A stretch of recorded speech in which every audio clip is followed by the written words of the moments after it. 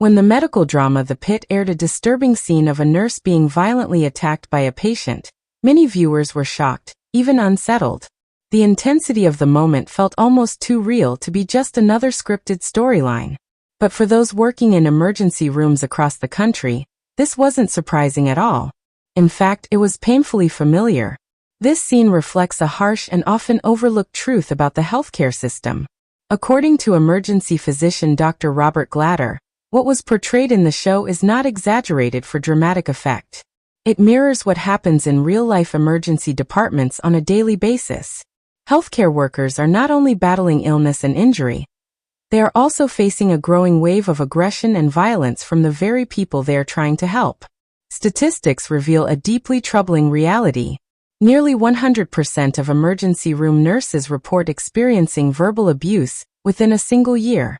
Even more alarming, over 80% say they have been physically assaulted during that same time period. These numbers are not just data points.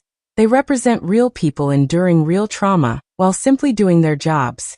In the scene, a patient regains consciousness after being under the influence of drugs and alcohol. Disoriented, confused, and overwhelmed, the patient suddenly becomes aggressive and attacks the nurse. This behavior is medically recognized as post-intoxication emergence agitation. It is a condition where individuals, upon waking from intoxication, may experience paranoia, fear, and a distorted sense of reality, which can quickly escalate into violent actions. However, the medical explanation is only part of the story. The bigger issue lies in how these incidents are handled, or more accurately, how they are often not handled at all. In many cases, assaults against healthcare workers go unreported. There is a lingering stigma around speaking up, and an unspoken expectation to simply endure and move forward. Pressing charges is rare, and legal consequences for attackers are even rarer. After an incident occurs, the response is often minimal. The injured staff member may receive a quick medical check, perhaps a brief moment to recover, and then they are expected to return to their duties as if nothing happened. There is little time for emotional processing, and even less support for the psychological impact that follows such traumatic experiences. This normalization of violence has created a dangerous environment within healthcare settings.